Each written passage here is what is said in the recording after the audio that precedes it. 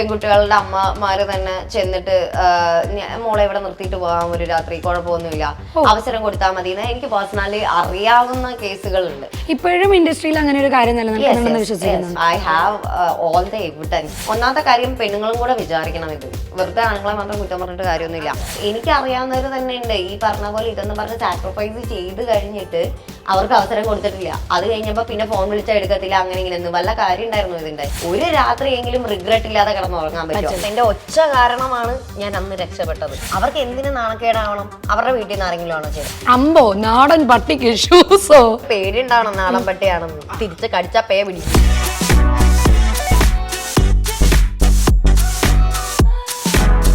നമ്മൾ ബിസിനസ്സിനെ കുറിച്ച് സംസാരിച്ചു, ഫാമിലിനെ കുറിച്ച് സംസാരിച്ചു, ഇവൻ കല്യാണം, റിലേഷൻഷിപ്പ് എല്ലാം സംസാരിച്ചു. ഇനി ഇല്ല, ഞാൻ കുറേ ചോദ്യങ്ങൾ ഉണ്ടാക്കിയിരുന്നു. പക്ഷെ എന്താ കാര്യം വെച്ചാൽ ശ്രുതിന്റെ അടുത്ത് അങ്ങനെ ഒരു ക്വസ്റ്റ്യൻ പോലെ ചോദിച്ചു പോകാനുള്ളൊരു സെറ്റപ്പ് അല്ല. എനിക്ക് ഒന്ന് പരിചയമുണ്ട്. പിന്നെ വളരെ നമ്മളെ ഏറ്റവും വലിയൊരു പോസിറ്റീവ് ഞാൻ കണ്ടിട്ടുള്ളത് നമ്മുടെ കൂടെ നിൽക്കുന്ന ആളെയും ആ ഒരു മൈൻഡിലേക്ക് കംപ്ലീറ്റ്ലി എപ്പോഴും ഒരു ചിൽ മൈൻഡിലേക്ക് കൊണ്ടുവരും. എപ്പോഴും അങ്ങനെ തന്നെയാണ്.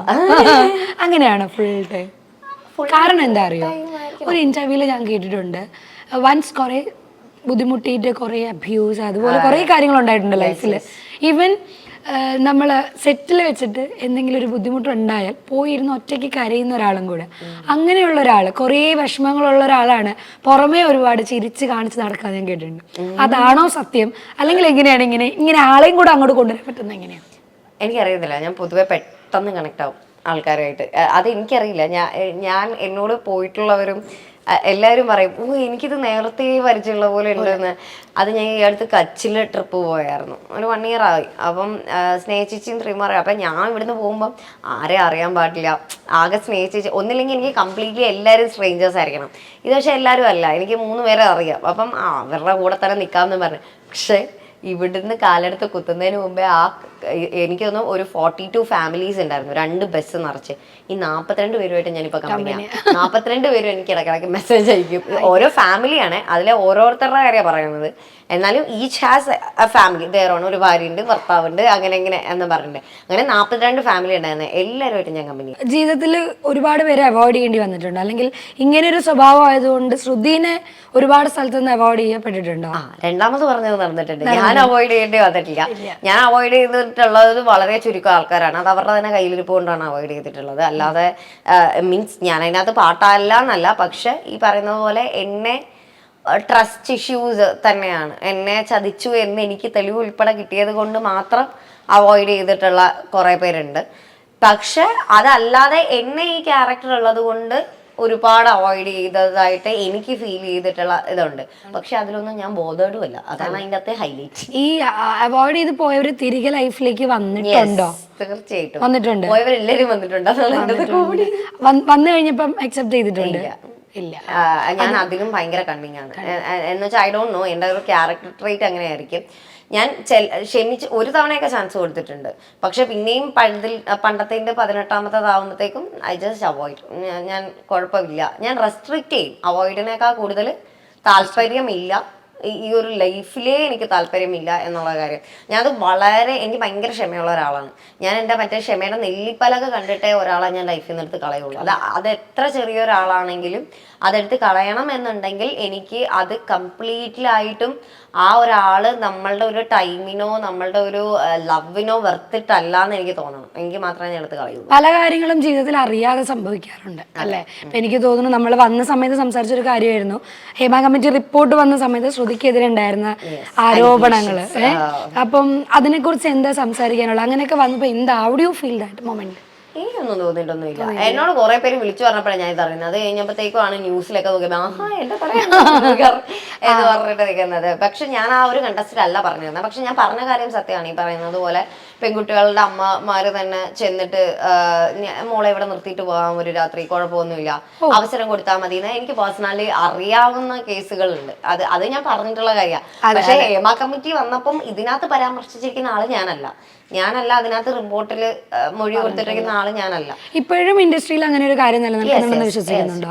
വിശ്വസിക്കുന്നതല്ല, എനിക്ക് അതിനറിയാം. I have all the evidence അത് അങ്ങനെ ഉണ്ട് എന്നുള്ളത്. പിന്നെ ആസ് എ ഗേൾ ചോദിക്കാൻ പാടില്ലാത്തത്, എന്നാലും നമ്മുടെ ആ ഒരു സുഹൃത്ബന്ധത്തിന്റെ പുറത്ത് ചോദിക്കുകയാണ്, എപ്പോഴെങ്കിലും ശ്രുതിയോട് അങ്ങനെ ആരെങ്കിലും അപ്രോച്ച് ചെയ്തിട്ടുണ്ട് ഉണ്ടായിട്ടുണ്ട്? അവരോട് ഉറപ്പായിട്ടും പറ്റില്ല എന്നുള്ള മറുപടി ആയിരിക്കും. കട്ടു ചേസ് ആയതുകൊണ്ട് എനിക്ക് എന്ന് വെച്ചാല് എനിക്ക് പണ്ടുണ്ടായിരുന്നു ഇവരെയൊക്കെ തിരിച്ചിങ്ങനെ പറയണം, ഒരു കാര്യമില്ല, വെറുതെ നമ്മുടെയും കൂടെ പേര് ചീത്തപ്പേരാക്കാന്നുള്ളതേ ഉള്ളൂ. ഇവരത് നമുക്ക് കൗണ്ടർ അറ്റാക്ക് ചെയ്യാൻ വേണ്ടി അവരവരുടെ വായി വരുന്നതായിരുന്നു. പിന്നെന്ന് പറഞ്ഞാൽ ഒന്നാമത്തെ കാര്യം പെണ്ണുങ്ങളും കൂടെ വിചാരിക്കണം, ഇത് വെറുതെ ആണുങ്ങളെ മാത്രം കുറ്റം പറഞ്ഞിട്ട് കാര്യമില്ല. ഇത് ഈ അങ്ങോട്ട് എന്നിട്ട് ഞങ്ങൾക്ക് ഓക്കെയാണ് എന്ന് പറഞ്ഞ് നിൽക്കുന്ന ഒരു കൂട്ടം ആൾക്കാരുള്ളപ്പോഴത്തേക്കും ബാക്കി നമ്മൾ ഇവിടെ കിടന്ന് എത്ര ഘോരം പ്രസംഗിച്ചിട്ട് യാതൊരു കാര്യമില്ല. വേസ്റ്റ് ഓഫ് ടൈമാണ്. ഞാൻ എൻ്റെ അടുക്കെ വരുമ്പോൾ ക്ലിയർ കട്ടായിട്ട് പറയും, എനിക്ക് സിനിമയിൽ അവസരം തന്നില്ലേലും എനിക്കൊരു കുഴപ്പമില്ല, ദിസ് ഈസ് മീ. എനിക്ക് അതിന് വേണ്ടിയിട്ട് ഒരു സാക്രിഫൈസ് ചെയ്ത്, എനിക്കിപ്പോൾ ഞാൻ പറയട്ടെ, ഞാനിപ്പം എൻ്റെ ബോഡി സാക്രിഫൈസ് ചെയ്ത് എനിക്കൊരു പടം കിട്ടിയെന്ന് തന്നെ ഇരിക്കട്ടെ, ഞാൻ അതിനകത്ത് എന്ത് എൻജോയ്മെന്റ് ആണ് ഞാൻ കണ്ടുപിടിക്കുക, എന്ത് അർഹതയാണ് എനിക്ക് അതിനകത്തുള്ളത്? എത്ര നാളത് മുന്നോട്ട് എത്ര നാള് മുന്നോട്ട് പോകും? എനിക്ക് അറിയാവുന്നവർ തന്നെ ഉണ്ട് ഈ പറഞ്ഞ പോലെ ഇതെന്ന് പറഞ്ഞ് സാക്രിഫൈസ് ചെയ്ത് കഴിഞ്ഞിട്ട് അവർക്ക് അവസരം കൊടുത്തിട്ടില്ല. അത് കഴിഞ്ഞപ്പോൾ പിന്നെ ഫോൺ വിളിച്ചാൽ എടുക്കത്തില്ല, അങ്ങനെ ഇങ്ങനെ വല്ല കാര്യം ഉണ്ടായിരുന്നു ഇതിന്റെ? അങ്ങനെ കിട്ടിയെന്ന് തന്നെ ഇരിക്കട്ടെ, അവസരം കിട്ടി, ഒരു പൊസിഷനിൽ എത്തിയെന്ന് തന്നെ ഇരിക്കട്ടെ. ഇപ്പൊ മമ്മൂട്ടിയോ മോഹൻലാൽ സാറോ അങ്ങനെയൊക്കെ പോലെ ആ ഒരു പൊസിഷൻ വരെ എത്തി, ഇങ്ങനെയാണ് വന്നത് എന്ന് തന്നെ ഇരിക്കട്ടെ, ഒരു രാത്രിയെങ്കിലും റിഗ്രറ്റ് ഇല്ലാതെ കിടന്നുറങ്ങാൻ പറ്റുമോ? എന്റെ അഭിനയിച്ച കഴിവ് കൊണ്ടാണ് ഞാൻ ഇവിടെ എത്തിയതെന്ന് വിചാരിക്കാൻ പറ്റുമോ? ഇല്ല. കാരണം ഒരു കോംപ്രമൈസ് ചെയ്തത് കൊണ്ട് മാത്രമാണ് അവിടെ എത്തിയത്. അങ്ങനെ എത്തിയിട്ട് വലിയ പ്രയോജനമൊന്നും ഇല്ല എന്ന് വിശ്വസിക്കുന്ന ഒരാളാണ് ഞാൻ. അഭിനയത്തിനേക്കാൾ കൂടുതൽ ഇങ്ങനെയുള്ള ഒരു കാര്യത്തിന് മുൻതൂക്കം നൽകുന്നത് കൊണ്ട് സിനിമയിലേക്ക് എത്തപ്പെടുന്ന ഒരു വിഭാഗം ആൾക്കാരുണ്ടെന്ന് പറഞ്ഞാൽ അത് കറക്റ്റ് ആയിരിക്കണമായിരിക്കും. കാരണം എന്താ വെച്ചാല് ഈ പറയുന്നത് പോലെ മൊത്തം എന്ന് ഞാൻ പറയുന്നില്ല, ചിലർക്ക് നല്ല ലക്കുള്ളത് കൊണ്ട് കിട്ടുന്നതും ഉണ്ട്, കഴിവുള്ളത് കൊണ്ട് കിട്ടുന്നതും ഉണ്ട്. കാരണം ചിലരെ നമുക്ക് അൺഅവോയ്ഡബിളി അവർക്ക് കഴിവുണ്ടാവും. ഇപ്പൊ ഇവർക്ക് ഈ ഇൻഡസ്ട്രി എന്ന് പറഞ്ഞ പോലെ നമുക്ക് അവള് ഇതായി തന്നില്ല, അവളെ കട്ട് ചെയ്തെന്ന് പറഞ്ഞാലും അവരുടെ ഒരു ഓറ കൊണ്ടോ അല്ലെങ്കിൽ അവർ ക്രിയേറ്റ് ചെയ്ത് വെച്ചിരിക്കുന്ന ഒരു ഫാൻഡം കൊണ്ടോ അവരെ മാറ്റാൻ പറ്റാത്ത രീതിയിൽ ഉള്ളത് കൊണ്ട് കഴിവ് കാരണം നിന്ന് പോകുന്നവരുണ്ട്. എന്നാലും ഈ പറയുന്ന പോലെ മറ്റു ചിലർ ഇങ്ങനെ വരുന്നവരെയും അറിയാവുന്നതുണ്ട്. ഈ മറ്റേ എല്ലായിടത്തും എല്ലാ രീതിയിലുള്ളവരും ഉണ്ടെന്ന് പറയുന്നത് പോലെ ഉണ്ട്. ഇല്ല എന്ന് ഞാൻ ഒരിക്കലും പറയില്ല, അത് പറയുന്നവരോടും ഞാൻ സമ്മതിക്കത്തില്ല. അതേപോലെ തന്നെ ചോദിക്കുകയാണ്, ഈ ഒരു കാര്യം ഒഴിവാക്കുവാണെങ്കിൽ പിന്നെ നമ്മൾ സംസാരിച്ച സെയിം കാര്യമാണ് ബോഡി ഇത് ഷെയ്മി. വണ്ണം കുറവാണെന്ന് പറയുന്നു, അല്ലെങ്കിൽ വണ്ണം കൂടുതലാണെന്ന് പറയുന്നു, നിറം കുറവാണെന്ന് പറയുന്നു, നിറം കൂടുതലാണെന്ന് പറയുന്നു. അങ്ങനെ ഒരു സിറ്റുവേഷനിലേക്ക് വരുമ്പോഴും നമുക്ക് പല അവസരങ്ങളും നഷ്ടപ്പെടാറുണ്ട്. അതിൽ റിയാലിറ്റി ഉണ്ടോ ഇല്ലയോ? എനിക്ക് അതിനകത്തൊന്നും പ്രത്യേകിച്ച് അങ്ങനെ റിയാലിറ്റി ഒന്നും തോന്നുന്നില്ല. ഇറ്റ് ഈസ് ലൈക്ക് ഇപ്പൊ എന്നെ ഒരു പടം എനിക്ക് ഇതുപോലെ വന്ന് ഓഡീഷൻ എല്ലാം കഴിഞ്ഞ് ലാസ്റ്റ് സ്റ്റേജ് വരെ എത്തി, ഓക്കെ ഇതിന് ആപ്റ്റ് ആണെന്ന് പറഞ്ഞു, എന്നിട്ട് വിളിക്കാന്ന് പറഞ്ഞു. പിന്നെ അത് നോക്കുമ്പോഴേക്കും അതിനകത്ത് വേറെ ആളാണ് കാസ്റ്റ് ആയിരിക്കുന്നത്. അപ്പൊ എന്താന്ന് വെച്ചാൽ ഈ പ്രൊഡ്യൂസറിന്റെ ഒരു കസിൻ തന്നെയാണ് ഈ ക്യാരക്ടർ ചെയ്തിരിക്കുന്നത്. അപ്പൊ എന്താ, ഈ ഓഡീഷൻ വെറുതെ ഒരു പ്രഹസനം മാത്രമായിരുന്നു. അവര് നേരത്തെ ഇന്ന ആളെയാണ് അതിലേക്കൊന്ന് ഫിക്സ് ചെയ്ത് വെച്ചിട്ടുണ്ടായിരുന്നു. എല്ലാത്തിനും പറയാൻ പറ്റത്തില്ല, ഞാൻ എന്റെ അനുഭവത്തിൽ നടന്ന ഒരു കാര്യമാണ് പറഞ്ഞത്. അപ്പം ഈ പറയുന്ന പോലെ അന്ന് എന്നോട് പറഞ്ഞത് എനിക്ക് വണ്ണം പോരാ, അതിന് പറ്റിയതെന്നാ. അതെ, എന്താ നമ്മളും ചോറ് തന്നെയല്ലേ കഴിക്കുന്നത്, കാണുമ്പോൾ അറിയൂലേ? എന്നിട്ട് ഇതേ വണ്ണമുള്ള ആളെ തന്നെയാണല്ലോ എടുത്തിരിക്കുന്നത്. There is no difference. അപ്പൊ അതിലൊന്നും അല്ല കാര്യം. അത് എന്ന് പറഞ്ഞത് ഓരോരോ പിന്നെ ഈ പറയുന്ന പോലെ കംപ്ലീറ്റ്ലി ഇല്ലാന്ന് നമുക്ക് പറയാൻ പറ്റത്തില്ല കേട്ടോ. കാരണം എന്താ വെച്ചാൽ അതും ഞാൻ റെസ്പെക്ട് ചെയ്യുന്നുണ്ട്. ചില ക്യാരക്ടർ ഇന്നൊരു ബോഡി സ്ട്രക്ചർ ഉള്ള ആൾ ചെയ്താൽ നല്ലതായിരിക്കും എന്നുള്ളത് ഡിമാൻഡ് ചെയ്യുന്നുണ്ട്.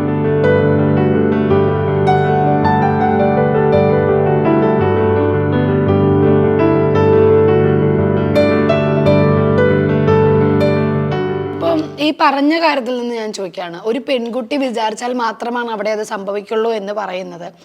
ഒരു പക്ഷേ ഞാൻ ലിമിറ്റ് ക്രോസ് ചെയ്യുന്നു എന്ന് വിചാരിക്കരുത്, എന്നാലും വിത്ത് യുവർ പെർമിഷൻ, ജീവിതത്തിൽ ഒരു അബ്യൂസ് നേരിട്ടൊരു വ്യക്തിയാണ് ശ്രുതി എന്ന് പറയുന്നത്. അപ്പോൾ ഒരിക്കലും അങ്ങനെ ഒരു സ്റ്റേറ്റ്മെന്റ് പറയാൻ പാടുമോ? എനിക്കറിയില്ല.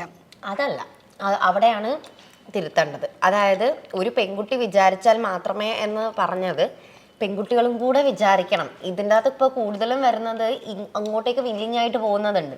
ഇപ്പം ഞാൻ പറയട്ടെ, ഇപ്പം ഏഞ്ചലിനെ ഈ പറയുന്ന പോലെ ഫോഴ്സ്ഫുള്ളി ആണ് ഒരാൾ അബ്യൂസ് ചെയ്തതെന്നുണ്ടെങ്കിൽ അയാളുടെ കൂടെ പിന്നെ ഏഞ്ചല് വർക്ക് ചെയ്യില്ല.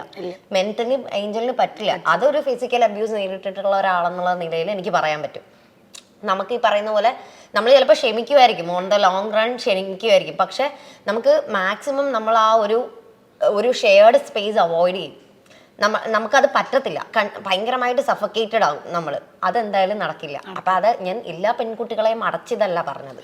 പക്ഷെ നീ വില്ലിംഗ്ലി ആണ് അതിന് ഓക്കെ പറയുന്നെങ്കിൽ നാളെ നീ ഒരു കുഴപ്പമില്ലാതെ പൊടിയും തട്ടി വന്നിട്ട് ഹീറോയിനായിട്ട് അഭിനയിക്കും, അല്ലെങ്കിൽ ഇന്ന ക്യാരക്ടർ എന്നും പറഞ്ഞാൽ അഭിനയിക്കും. അത് ഉറപ്പായിട്ടും ആ പെൺകുച്ചിൻ്റെ തന്നെയല്ലേ.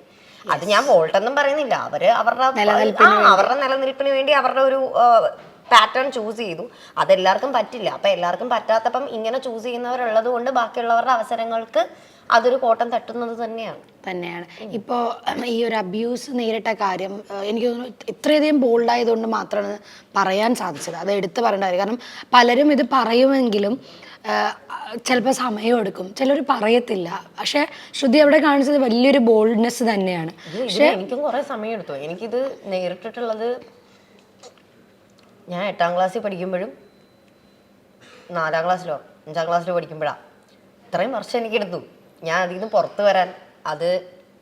അതിൻ്റെ ഭാഗമായിട്ടുണ്ടായ ഡിപ്രഷനിൽ നിന്ന് പുറത്ത് വരാൻ, ഒരു ബോൾഡായിട്ട് ഒന്ന് തിരിച്ചു പറയാൻ വേണ്ടിയിട്ട്. ഈ പറയുന്ന പോലെ ഞാൻ അബ്യൂസ്ഡ് ആയിട്ടില്ല, എനിക്ക് അബ്യൂസിന് ശ്രമിച്ചതേ ഉള്ളൂ. ആ സമയത്തെ എനിക്ക് എന്തോ തിരിച്ച് വോയിസ് ഔട്ട് ചെയ്യാൻ ഉള്ള പവർ എനിക്ക് ഉണ്ടായിരുന്നു. അത് എനിക്ക് എങ്ങനെ വന്നു എന്നറിയില്ല, കാരണം വളരെ ചെറിയ പ്രായമാണ്, ഇതിനെപ്പറ്റി എന്താന്ന് പോലും അറിയില്ല. പക്ഷെ അതൊരു ബാഡ് ടച്ച് ആണെന്ന് സെൻസ് ചെയ്യാനും ഈ പറയുന്നത് പോലെ എന്നെ ഒരു റൂമിൽ ലോക്കായപ്പോൾ ഞാൻ അവിടുന്ന് ഇടിച്ചിട്ടിട്ട് ഇറങ്ങി വരാനും ഉള്ള, അത് ഈ ശരീരം വെച്ച് അത് നിങ്ങൾ ചിന്തിക്കണം. അല്ല അന്ന് ഇത്രയില്ലല്ലോ, ഇത്രയും പോലും ഇല്ലല്ലോ. ഇതിലും കുറച്ചും കൂടെ ഒക്കെ ഉണ്ട് കേട്ടോ. എന്നുവെച്ചാൽ ഈ ഏകദേശം ഈ ഒരു ഫിസിക്ക് തന്നെ ഉണ്ടെന്ന്. പക്ഷെ ഈ പറയുന്നത് പോലെ എൻ്റെ ബോണ്ട് സ്ട്രെങ്ത് കൂടുതലാണ്, എനിക്ക് തിരിച്ചുള്ള റെസിസ്റ്റിംഗ് സ്ട്രെങ്ത് കൂടുതലാണ് ഇങ്ങനെ ഇരുന്നാലും.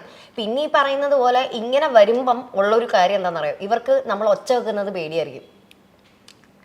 അയൽവക്കത്തൊക്കെ ഇവർ മാര്യന്മാരാണല്ലോ, അപ്പോൾ അത് കാരണം ഒച്ച വെക്കുന്നത്. അപ്പോൾ എനിക്ക് ഒച്ച എൻ്റെ ഒരു ഭയങ്കര ഹെൽപ്പ് ചെയ്തിട്ടുള്ളൊരു ഘടകമാണ്. കാരണം എൻ്റെ ഒച്ച കാരണമാണ് ഞാൻ അന്ന് രക്ഷപ്പെട്ടത്. കാരണം ഞാൻ ഒച്ച വെച്ചാൽ എൻ്റെ ഒച്ച, ഞാൻ ഓൾറെഡി സംസാരിക്കുമ്പോഴേ ഒച്ച കൂടുമ്പോൾ സംസാരിക്കാൻ എന്ന് പറഞ്ഞിട്ട് നമ്മളെ കൺട്രോൾ ചെയ്യാൻ നോക്കുന്നുണ്ട്. അവിടെ നിന്നാണ് ഞാൻ ഇറങ്ങി. പിന്നെ ഇങ്ങനെ ഇടുന്നതും എനിക്കൊരു പ്രയോജനമാണ്, കാരണം കൊതറി മാറാൻ പറ്റി. മറ്റേ വണ്ണുണ്ടെങ്കിൽ നമുക്ക് ചിലപ്പോൾ അവർക്ക് പിടിക്കാൻ കിട്ടും, ഇത് പിടിക്കാൻ പെട്ടെന്ന് കിട്ടാത്തത് കൊണ്ടുള്ള ഇതൊക്കെ എനിക്ക് ഭയങ്കര ബെനിഫിഷ്യൽ ആയിട്ടുണ്ട്. ഇത് ഇന്ന് എനിക്ക് ഇത്രയും ലൈറ്റ് ആയിട്ട് പറയാൻ പറ്റുന്നത് ഞാൻ അത്രയും കടന്ന് വന്നു കഴിഞ്ഞു. എനിക്ക് ഇനി ഇതിൻ്റെ അപ്പുറത്തോട്ട് എനിക്ക് ഒന്നിനെയും പേടിയില്ല എന്നുള്ളൊരു സെറ്റപ്പിലേക്ക് എത്തിക്കഴിഞ്ഞു. സോ ആ ഒരു ടൈം കഴിഞ്ഞിട്ട് ഇത് പറഞ്ഞതിന് ശേഷം ജീവിതത്തിൽ എന്തെങ്കിലും ബുദ്ധിമുട്ട് നേരിട്ടിട്ടുണ്ടോ, തുറന്ന് മീഡിയയിൽ പറഞ്ഞതിന് ശേഷം? എനിക്കല്ല, എൻ്റെ വീട്ടുകാർക്ക് കുറച്ച് ബുദ്ധിമുട്ടൊക്കെ ഉണ്ടായിട്ടുണ്ട്.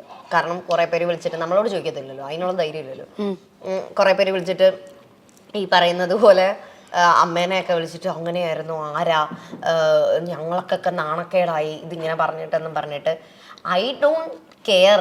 അവർക്ക് എന്തിനു നാണക്കേടാവണം? അവരുടെ വീട്ടിൽ നിന്ന് ആരെങ്കിലും ആണോ ചെയ്തത്, അതോ ഇനി ചെയ്തിട്ടുണ്ടോ? നമുക്ക് നമ്മളിലൊരു ഇതുണ്ടാവും. നോർമലി എന്താ പറയുക, അയ്യോ മോളെ അങ്ങനെ ആയോ, നമ്മളോട് പറയാൻ പറ്റും. അങ്ങനെ പറഞ്ഞവരും ഉണ്ട്. എൻ്റെ അമ്മാവനുണ്ട്, ഹരിക്കുട്ട അമ്മാവൻ എന്ന് പറഞ്ഞിട്ട്, എൻ്റെ അമ്മയുടെ കസിനാണ്, ഫസ്റ്റ് കസിനാണ്. അമ്മാവൻ എന്നോട് ഫസ്റ്റ് വിളിച്ചത്, നിനക്ക് എന്തെങ്കിലും ഉണ്ടെങ്കിൽ നീ ഒരേ ഒരാൾ ഇതിനെപ്പറ്റി എന്നോട് സംസാരിച്ചിട്ടുള്ളത് എൻ്റെ അമ്മാവൻ മാത്രമാണ്. അമ്മ വിളിച്ച് പറയേണ്ട കാര്യമില്ലായിരുന്നു. എന്നിട്ട് അമ്മാവനെ കുറേ പേര് അക്യൂസ് ചെയ്തായിരുന്നു. അമ്മാവന് 2 പെൺമക്കളാണ്. ഞാൻ അന്ന് പെൺമക്കളുടെ കാര്യം പറഞ്ഞത്, നീ ആണോ എന്നും പറഞ്ഞിട്ട്. എന്നിട്ട് അമ്മാവൻ അവിടെ നിൽക്കാൻ പറ്റിയിട്ടില്ല ഓഫീസിൽ.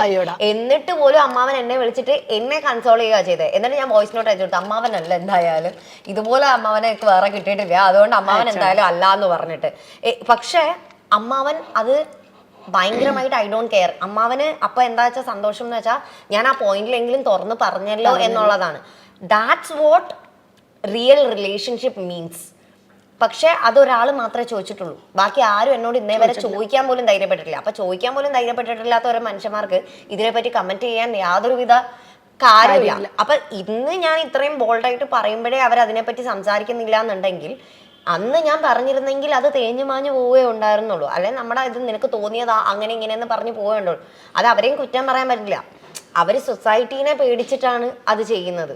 ഇത് അങ്ങനെ ഒരു പേടിയില്ല. പേടിയില്ല. ഇത് പറഞ്ഞതിന് ശേഷം ഇങ്ങനെയുള്ള ഈ ഒരു റെസ്പോണ്ടിന് അല്ലാതെ ഇപ്പം എന്തെങ്കിലും പേഴ്സണലി വേറെ എന്തെങ്കിലും രീതിയിലുള്ള കാര്യങ്ങൾ ഓൾറെഡി ഇങ്ങനെ വന്നതല്ലേ എന്നുള്ള രീതിയിലുള്ള ഇല്ല, അങ്ങനെയൊന്നും ധൈര്യം ആരും ഇല്ല. ഒരു കണക്കിന് ബോൾഡായിട്ടിരിക്കുന്നത് കൊണ്ട് ഭയങ്കര ബെനിഫിറ്റ് ഉണ്ട് എന്ന് തന്നെ എനിക്ക് തോന്നുന്നു. പക്ഷെ എനിക്ക് തോന്നുന്നു സോഷ്യൽ മീഡിയയിൽ കുറച്ചധികം കമൻറ്റുകൾ ഞാനത് സ്ക്രീൻഷോട്ട് എടുത്ത് വെച്ചിട്ടുണ്ടായിരുന്നു. എന്താണ് അതിന് എതിരെ പറയാനുള്ളതെന്ന് എനിക്ക് അറിയാൻ വേണ്ടി. ഇപ്പൊ നീ ഇത് വായിക്കുമ്പോഴായിരിക്കും അറിയുന്നല്ലേ?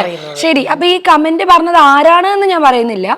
ഈ കമന്റുകൾ ഞാൻ വായിക്കാം. അവർക്കുള്ളത് പുച്ഛം അല്ലെങ്കിൽ അതിനെതിരെ എന്താണോ പറയാനുള്ളത് എല്ലാത്തിനും അതെനിക്കറിയാം. എന്നാലും എന്താണ് അവസരങ്ങൾ കുറയുമ്പോൾ ഇങ്ങനെയൊക്കെ കാണിക്കാൻ തോന്നും. അപ്പോൾ നല്ല ചാൻസ് ഒക്കെ കിട്ടും. അത് ഏത് വീഡിയോക്കാ? ഷോർട്സ് ഇട്ട് റീൽ ചെയ്തില്ലേ? ചിരിക്കുന്ന ഷോർട്ട്. എനിക്ക് ഇതൊക്കെ കേൾക്കുമ്പോ തിരിയാ എന്ന് വെച്ചാലുണ്ടല്ലോ, ഒന്നാമത്തെ കാര്യം ഇവർക്ക് എന്നെ അറിയാൻ പാടില്ല. ഇവര് തന്നെ വന്ന് പറയും മറ്റേ ഈർക്കിലിക്ക് തുണി ചുറ്റിയ പോലെ ഉണ്ടെന്ന്. എന്നിട്ട് പിന്നെ ഈ ഈർക്കിലിയില് ഷോർട്സ് ഇട്ടാൽ എന്ത് തേങ്ങ ഇവര് കാണാൻ പോണേ? എനിക്ക് അറിയാൻ പാടില്ല. ബിക്കിനി ഫോട്ടോസ് ആൾക്കാർ ചോദിക്കുന്നുണ്ട് കേട്ടോ. ഇനി നോക്കിയിരിക്കത്തുള്ളൂ. അടുത്ത ഡയലോഗ്, അമ്പോ നാടൻ പട്ടിക്ക് ഷൂസോ. നാടൻ പട്ടിക്ക് ഷൂസോ. എന്താ നാടൻ പട്ടിക്ക് ഷൂസ് ഇട്ടാ പുളിക്കും? അല്ല, നാടൻ പട്ടി ഏറ്റവും നല്ലത്. അതാ നമ്മളിപ്പോ എത്ര ബ്രീഡിനെ വളർത്തിയാലും പേടി ഉണ്ടാവണം നാടൻ പട്ടിയാണെന്ന്. തിരിച്ച് കടിച്ചാ പേ പിടിക്കും. അടിപൊളി. അപ്പം ഗുളിക മാറി അതിന്റെ ശേഷം ഇങ്ങനെയൊക്കെയാണെന്ന്. ശരിയാ, ആ ചേട്ടനാണല്ലോ എനിക്ക് പ്രിസ്ക്രിപ്ഷൻ തന്നു. അതെ. ഇവക്കിപ്പോ എന്താ പറ്റിയേ? ഇതൊന്നും വായിക്കാറില്ലേ? ഏറ്റവും രസം ഒരു വീഡിയോ കാണുമ്പോ അതിന്റെ സൈഡിലുള്ള കമന്റുകളും വായിക്കണം. അതാണ് ഏറ്റവും കോമഡി ആയിട്ടുള്ള കാര്യം. ഇതിന് നമുക്ക് സമയം വേണം, അവർക്ക് ഇതിന് സമയമുണ്ട്, എനിക്കതില്ല. ഇത്തരം കമന്റുകൾക്കെതിരെ പ്രതികരിക്കാതിരിക്കുന്നതാണ് ഏറ്റവും നല്ലത്. പക്ഷെ എപ്പോഴെങ്കിലും ഒക്കെ ഇടേ നമ്മളിങ്ങനെ പ്രതികരിക്കാതിരിക്കുമ്പോ തോന്നിപ്പോവും എന്തിനേയും മിണ്ടാതിരിക്കുന്നത്, നമുക്ക് ഇത്രയും നല്ല വായും നമുക്ക് ഇത്രയും നല്ല സൗണ്ടും കാര്യങ്ങളും തോന്നിയിട്ടില്ല. എന്നോട് നേരിട്ട് ധൈര്യത്തിൽ വന്ന് നട്ടലോടെ നിന്ന് സംസാരിക്കുന്നവരോട് മാത്രമേ ഞാൻ സംസാരിക്കാറുള്ളൂ, അല്ലാതെ ഞാൻ സംസാരിക്കാറുള്ളൂ. ഇങ്ങനെയുള്ളവരോട് എന്താ പറയാനായിട്ടുള്ളത്? ഒന്നും പറയാനില്ല. ഞാൻ കഴിഞ്ഞ ദിവസം എൻ്റെ ഒരു ഫ്രണ്ട് ഫ്രണ്ടും പോട്ടെ, അവളെനിക്ക് അയച്ചു തന്നു, അത് ഞാൻ കണ്ടു, അത് പിന്നെ ഞാൻ വിട്ട്. എനിക്കതൊന്നും അഫക്റ്റ് ചെയ്യാറില്ല. എനിക്ക് എന്താണെന്ന് അറിയത്തില്ല, എനിക്കതൊന്നും അഫക്റ്റ് ചെയ്യാറില്ല.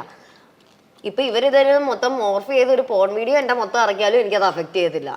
കാരണം എൻ്റെ ശരീരം എങ്ങനെയാണെന്നുള്ളത് എനിക്കറിയാം. ഇനി അത് കണ്ടിട്ട് കുറച്ച് പേർക്ക് സുഖം കിട്ടുന്നെങ്കിൽ കിട്ടിക്കോട്ടെ, അല്ലാതെ ഞാനെന്ത് പറയാൻ പറ്റും ഇതിനകത്ത്? എനിക്ക് അതൊന്നും അഫക്റ്റ് ചെയ്യാറില്ല. എന്നിട്ട് എന്നെ മെൻഷൻ ചെയ്ത് ഇൻസ്റ്റയിൽ മെൻഷൻ ചെയ്തിട്ട് എൻ്റെ തല വെട്ടിയിട്ട് ആരുടെയോ ഒരു ബിക്കിനി പിക്ചറിന്റെ മേളിൽ എൻ്റെ തലയിരിക്കുന്നത്. ഞാനത് കണ്ട് ചിരിച്ചു പോയി. ഇതിനകത്ത് എന്താ പ്രശ്നം എന്ന് വെച്ചാൽ, ഞാൻ ഇങ്ങനെ നിൽക്കുന്നതാണ്, ഇതിനകത്ത് ഈ കയ്യിൽ എന്റെ ഡ്രസ്സ് ഉണ്ട്. അവര് മോർഫ് ചെയ്തപ്പോ കൈ മോർഫ് ചെയ്യാൻ മറന്നുപോയി. ഈ കയ്യിൽ ഇവിടുന്ന് തുണിയുണ്ട് എന്റെ. ആ ഫോട്ടോ എനിക്ക് ഏതിന്റെയാണെന്ന് മനസ്സിലായി. ഞാൻ അപ്പോൾ ഉടനെ നേരെ തിരിച്ച് മെസ്സേജ് അയച്ചു, ചേട്ടാ ഒരുപാട് കഷ്ടപ്പെട്ടു വീട്ടിൽ അമ്മയ്ക്ക് കഞ്ഞി വാങ്ങിക്കാൻ വേണ്ടി ഇത് ചെയ്യാൻ, പക്ഷെ കൈ മോർഫ് ചെയ്തിട്ടില്ല, ഒന്നുകൂടെ എഡിറ്റ് ചെയ്തിട്ടിട്ടാ നല്ലതായിരിക്കും എന്ന് പറഞ്ഞു. അപ്പൊ തന്നെ എല്ലാം ഡിലീറ്റ് ചെയ്തോളൂ. അത്രേ ലൈക്ക് നമ്മള് ഒരു ഫണ്ണായിട്ട് സംസാരിച്ചാൽ പോലും അവർക്ക് അത്രേ അതിനകത്തുനിന്ന് പറ്റുന്നുള്ളൂ. അത്രയും തന്നെ പേടിയുള്ളവരാ. പിന്നെ എന്തിനാണ് ഈ പണി കേൾക്കുന്നതുണ്ടോ? പിന്നെ കൂടുതൽ ഇത്രയും കഴിവുള്ളവർക്ക് നല്ല രീതിയിൽ ഉപയോഗിച്ചുകൂടെ? നല്ല ഈ എഫക്റ്റും പഠിച്ച് പടത്തിലൊക്കെ കയറി നല്ല കാശ് വാങ്ങിക്കാനുള്ളതിന് ബുദ്ധിയുള്ളവരങ്ങനെ ചെയ്യാട്ടോ. പിന്നെ നിങ്ങൾക്ക് അവിടെ ഇരുന്നാൽ മതി, പിന്നെ നമുക്കെന്താ. അതുപോലെ തന്നെ ഇപ്പം നമ്മുടെ സൊസൈറ്റിയിൽ നോക്കുമ്പം ഈ പറയുന്ന ടെക്നോളജിയും കാര്യങ്ങളൊക്കെ ഒരുപാട് ഇമ്പ്രൂവ് ആവുന്നുണ്ട്. പക്ഷെ അറ്റ് ദ സെയിം ടൈം അതിനോണ്ട് തന്നെ ഒരുപാട് ബുദ്ധിമുട്ടുകൾ അല്ലെ, ഒരുപാട് പ്രശ്നങ്ങൾ നമ്മുടെ സൊസൈറ്റിയിൽ വന്നുകൊണ്ടിരിക്കുകയാണ്. ഒരു പക്ഷേ ഈ ലോകം ഇത് എങ്ങോട്ടാ? അതിലെന്താ പ്രശ്നം എന്നറിയാമോ? ഇപ്പൊ എനിക്കിത് ഈസി ഗോ ആയതുകൊണ്ട് എനിക്കിത് പ്രശ്നമില്ല. പക്ഷെ ഇത് അഫക്റ്റ് ചെയ്യുന്നവരുണ്ട്. ഈ പറയുന്ന പോലെ അവര് കുറച്ച് തടിച്ചു എന്ന് പറയുമ്പോഴോ അവരെ ഇങ്ങനെ പറയുമ്പോഴോ നിനക്ക് ഇതൊക്കെ അഫക്ട് ചെയ്യും. നിന്റെ ആരെങ്കിലും ആണോ വന്നിരുന്നു പറയുന്നത്? അല്ലല്ലോ. മുഖം കാണിക്കാൻ താല്പര്യമില്ലാത്ത ഏതൊക്കെയോ ഭീരുക്കളാണ് ഇതിരുന്ന് പറയണത്. അല്ലെങ്കിൽ അവർ വന്ന് നേരിട്ട് വന്ന് പറയട്ടെ, നമുക്ക് അതിന് സൊല്യൂഷൻ കൊടുക്കാം. അവർക്ക് ഇത്രയും കൺസേൺ ആണ് നമ്മളെ പറ്റിയെങ്കിൽ അവര് മുമ്പിൽ വന്നിരുന്ന് പറയട്ടെ. ഇനി അവർക്ക് വരാൻ നമ്മളെ അടുക്കൽ എങ്ങനെയാ വരിക എന്നാണെങ്കിൽ വേണേ അതിനു വേണ്ടി തന്നെ ഞാനൊരു മീറ്റപ്പ് വെക്കാം, വരട്ടെ. എനിക്കൊരു കുഴപ്പമില്ല, ഒരു പേടിയില്ല. എനിക്ക് ആരെ നേരിട്ട് കാണുന്നതിനോ എനിക്ക് അതിന് ഉത്തരം പറയുന്നതിനോ യാതൊരു കുഴപ്പമില്ലാത്ത ഒരാളാണ് ഞാൻ. കട്ട് ടു സ്പേസ് ആണ്. എനിക്ക് എല്ലാത്തിനും ഉത്തരങ്ങളും ഉണ്ട്. ഞാനിപ്പോൾ ആ ഷോർട്സ് ഇട്ടെന്ന് പറഞ്ഞാൽ അതിനകത്ത് വൾഗറായിട്ട് ഒരു കുന്തവും ഉണ്ടായിട്ടുണ്ടാവില്ലെന്ന് എനിക്ക് നല്ല ഉറപ്പാണ്. കാരണം എൻ്റെ ശരീരപ്രകൃതത്തിനെ പറ്റി എനിക്ക് നല്ല ഇതുണ്ട്. പക്ഷെ ഞാനൊരു 94 കിലോ ഉണ്ടായിരുന്നെങ്കിൽ ചിലപ്പോൾ ഞാൻ ഷോർട്സ് ഇടത്തില്ല. കാരണം എനിക്കത് കംഫർട്ടബിൾ അല്ലാത്തടത്തോളം കാലം. ചിലപ്പോൾ ആ 94 കിലോ ഉള്ളപ്പോൾ ഞാൻ ആ ഷോർട്സ് ഇടുന്നത് എനിക്ക് കംഫർട്ടബിൾ ആണെങ്കിൽ ഞാൻ ഇടും. എന്റെ ചോയ്സ് ആണ് ഞാൻ എന്തിടണം എന്നുള്ളത്. അത് എന്റെ മാത്രം ചോയ്സാ. അതിനകത്ത് ഇവർ ഇവിടെ വന്നിരുന്നിട്ട് പറഞ്ഞു കഴിഞ്ഞാൽ അത് മാത്രമല്ല, എനിക്ക് നല്ല ബോധമുണ്ട്. ഇപ്പൊ എന്റെ ഫോളോവേഴ്സിൽ 3/4 പേരും കുട്ടികളാണ്. അവരിലേക്ക് എന്ത് പോണം എന്നുള്ളത് എനിക്ക് നല്ല ബോധത്തിലാണ് ഞാൻ നടക്കുന്നത്. ഇപ്പം ഞാൻ ഷോർട്സ് ഇട്ടത് കണ്ട് ഒരു കുട്ടി ഷോർട്സ് ഇട്ടാൽ ഞാൻ സന്തോഷിക്കേ ഉള്ളൂ. അതിനത് ആഗ്രഹമുണ്ട്, അതത് ഇട്ടു, അതിന് ഇടാം, കുഴപ്പമില്ല. അതിന് പുൾ ഓഫ് ചെയ്യാൻ പറ്റുന്ന ഒരു കാര്യം ഇടാൻ പറ്റും എന്നുള്ളത്. അതിന്റെ അപ്പുറത്തോട്ട് നമ്മളൊന്നും ചെയ്യേണ്ട ആവശ്യം. എനിക്ക് തോന്നുന്നു എപ്പോഴും തൻ്റെതായിട്ടുള്ള ഒരുപാട് തീരുമാനങ്ങളും നിലപാടുകളും ഉള്ള ശ്രുതി അല്ലേ. രജനീകാന്ത് അങ്ങനെ ഒരു സൂപ്പർ സ്റ്റാറിന്റെ പേരും ആ ഒരു എനർജി തന്നതാണ്. ആ ഒരു എനർജി, ആ ഒരു ഇതും. അപ്പം സ്വന്തം പേരിന്റെ കൂടെ ഒരു സൂപ്പർ ഹീറോയുടെ പേരിടാന്ന് വിചാരിക്കുക. ഈ ആരുടെ പേരിടും? രജനീകാന്ത്. അത് തന്നെ, വേറെ വ്യത്യാസമൊന്നുമില്ല. അപ്പം അതേ പവറിലൊക്കെ പവറുള്ള ഒരു പേര് ഞാൻ കണ്ടിട്ടില്ല. അതാണ് സത്യം അല്ലേ. അപ്പം എന്തായാലും എനിക്ക് തോന്നുന്നു നമ്മൾ ഇനി ഇങ്ങനെ സംസാരിച്ചിരുന്ന ഇതിന്റെ അകത്ത് അധികം കോൺസെൻട്രേറ്റ് ചെയ്യാൻ പറ്റില്ല എന്ന് എനിക്കൊരു തോന്നുന്നുണ്ട്. അപ്പൊ നമുക്ക് എന്നാ കഴിക്കാം. അപ്പം anyway thank you very much. Thank U പറയേണ്ട ആവശ്യമൊന്നുമില്ല. എന്നാലും ഒരുപാട് സന്തോഷം. ബിസിനസ് ഒക്കെ അടിപൊളിയാവട്ടെ. യെസ്. അപ്പൊ ഇനിയും നമുക്ക് വീണ്ടും കണ്ടുമുട്ടാം. വലിയൊരു സംരംഭമൊക്കെ ആയി മാറട്ടെ. ആഗ്രഹം പോലെ വലിയൊരു ലാഭമൊക്കെ വന്ന് അല്ലെ, അടിപൊളിയാവട്ടെ, സെറ്റ് ആവട്ടെ. അപ്പൊ ഞങ്ങളുടെ പ്രേക്ഷകരോട് എന്താ പറയേണ്ടത്? ഞാൻ കൗമുദിയില് റിയാലിറ്റി ഷോസിന്റെ ഭയങ്കര ഫാനാണ് ഞാൻ. പൊതുവെ എനിക്ക് തോന്നുന്നു എനിക്ക് സമയം ഞാൻ എടുത്തു കാണുന്ന ഒരു റിയാലിറ്റി ഷോസ് കൗമുദിയിലായിരിക്കും. എനിക്ക് ഓ മൈ ഗോഡ് ഒക്കെ ഭയങ്കര ഇഷ്ടമാണ്. കുറെ പേര് പറഞ്ഞേക്കാം അങ്ങനെ കളിപ്പിക്കുന്നത്. ഇത് ജീവിതത്തിൽ ഒരു ഫണ്ണെങ്കിലും വേണ്ടേ? അതൊരു രസമല്ലേ? ഉമ്മ ചെന്നിട്ട് പറ്റിക്കുമ്പോൾ നമുക്ക് പറ്റിക്കപ്പെടുന്നതിന്റെ ഒരു ചമ്മൽ കൊണ്ടായിരിക്കും ചിലപ്പോൾ പറയുന്നത്. പക്ഷെ എനിക്കിഷ്ടമാണ് കേട്ടോ. ഞാനിങ്ങനെ ഇടയ്ക്കിടയ്ക്ക് വിചാരിക്കും എനിക്ക് 2-3 പേർക്ക് പണി കൊടുക്കാനുണ്ട്, വിളിച്ചിട്ട് പണി കൊടുക്കാൻ പറയണമെന്ന്. ഭയങ്കര ഇഷ്ടമുള്ള പരിപാടിയാണ്. നല്ല രസമാണ്. പിന്നെ അതുപോലെ തന്നെ നല്ല ക്വാളിറ്റി കണ്ടന്റ്സ് ആണ് നിങ്ങളുടെതെല്ലാം. അപ്പം അതുകൊണ്ട് അതിൻ്റെ ഒരു പാർട്ടാകാൻ കഴിഞ്ഞതിൽ ഒരുപാട് സന്തോഷം. എൻ്റെ ബിസിനസ്സിനെ സപ്പോർട്ട് ചെയ്തതിലും ഒരുപാട് സന്തോഷം. അപ്പം ഇനിയും കാണാൻ പറ്റട്ടെ. ബീഫ് കഴിക്കട്ടെ ഞാൻ. അപ്പോൾ എന്നാ എന്നോട് പറ ഐ ലവ് യു. അപ്പം ഞങ്ങളുടെ ഈ ഒരു ചെറിയ വലിയ ഷോയിൽ വന്നതിൽ ഒരുപാട് സന്തോഷം. അപ്പം എന്തുകൊണ്ടാണ് എന്നാ എന്നോട് പറഞ്ഞത് നിങ്ങൾ പേരിട്ടത്? അത് പ്രൊഡ്യൂസറിനോട് ചോദിക്കേണ്ടി വരും. കഴിച്ചു കഴിഞ്ഞിട്ട് നമുക്ക് ചോദിച്ചാലോ? അപ്പൊ thank you Shruti. Thank you very much. Thank you. Tata.